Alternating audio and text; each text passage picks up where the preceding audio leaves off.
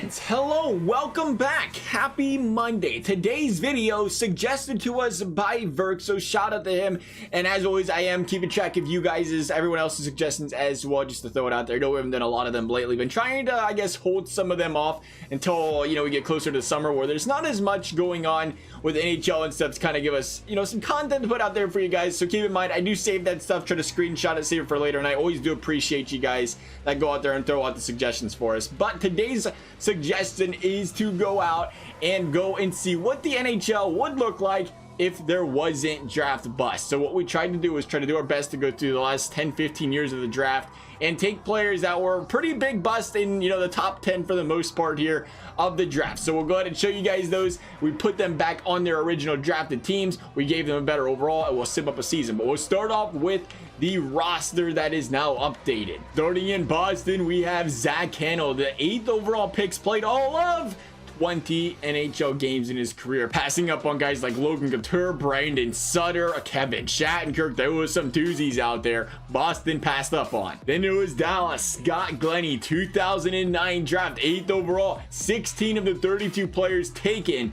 in the 2009 draft played in the NHL last season. Scott Glennie, on the other hand, will go on as to be a player that records more penalty minutes too than games played in his career in the NHL of just one. Then we have Griffin Reinhart of the New York Islanders, a 4th overall pick. I can only imagine an already very solid New York Islanders defense adding on a guy like Griffin Reinhart, but instead he would amass a whole 37 games played in the NHL. Sticking with the Islanders theme, there's Michael Cole, one of the few guys we didn't create. We created most of these guys, but all about 2 of them we kept the regular players or whatever and just updated them that was on their current rosters. Cole was one of those guys that has played all of 85 games in the NHL and has all of 17 points. You have to go down to 23rd in his respective draft to find a player with worse statistics than he does.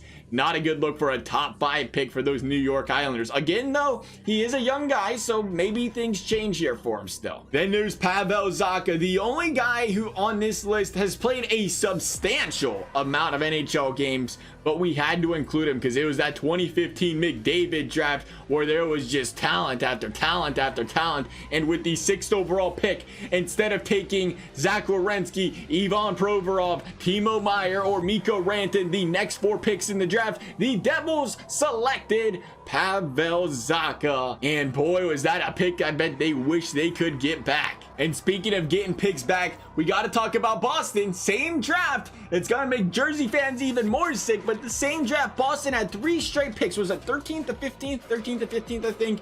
They had Senyshyn, Zubarel, and DeBrusk. Sen and Zubies have a combined 8 games played in the NHL. And if you look at the next 3 picks in the draft, Thomas Chabot, Kyle Connor, Matthew Barzal, Boston, 3 straight picks, managed to pick 2 guys that weren't those 2 players. And it's amazing looking at Boston of all teams. I think you look here, and they have what, 3 players? 3 players on this list of draft busts, and they are this filthy, even with swinging and missing in some of these drafts. But some other players on this list, we brought up Filatov of the Blue Jackets.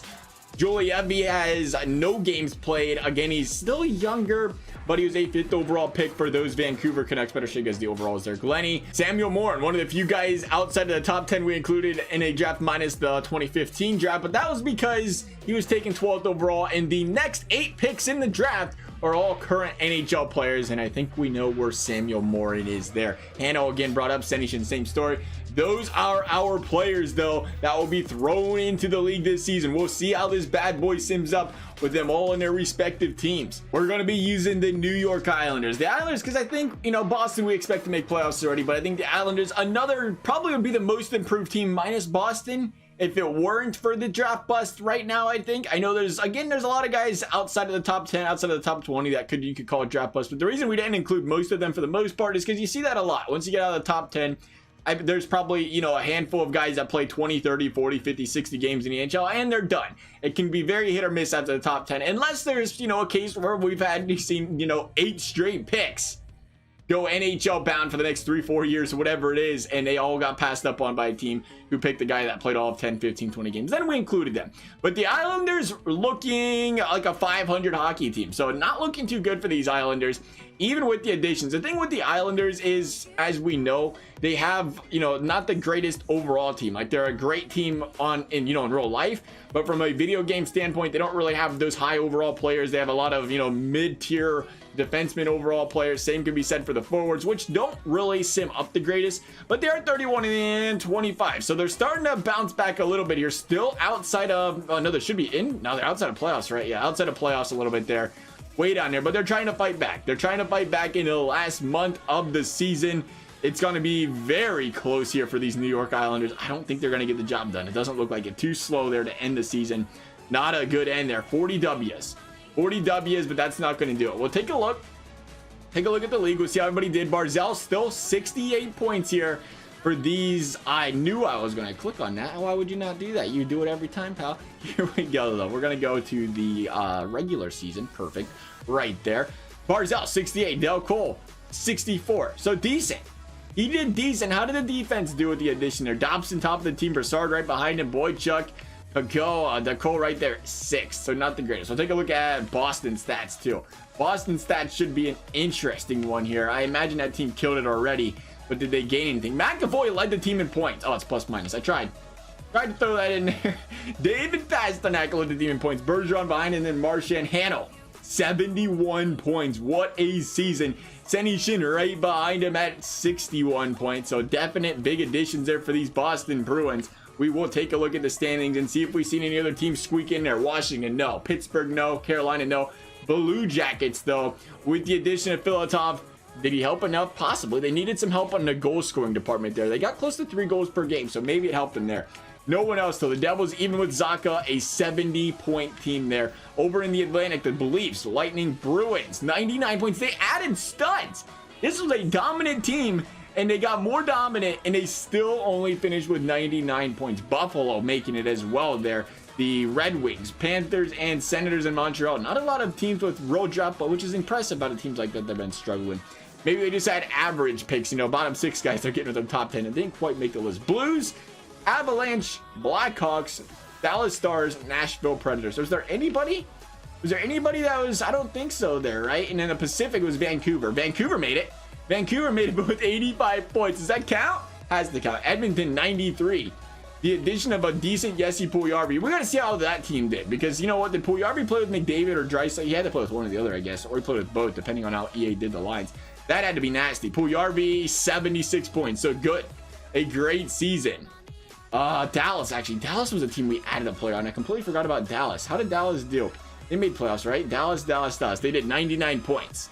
So a little draft bust improvement there did help that team. We'll take a look here real quick and see who won the Stanley Cup. It was not going to be our New York Islanders, unfortunately, for these Islanders next season. Maybe next season. They got a pretty good core there when you add those players in there, so it could happen. It could happen. Not this season, though, for these Islanders. It's going to probably be... Oh, the Blue Jackets were up 1-0. The Edmonton Oilers picks Jesse Puljujarvi, and the Edmonton Oilers said, it ain't the defense's fault. It's not the goalie's fault. It's Jesse Puljujarvi's fault.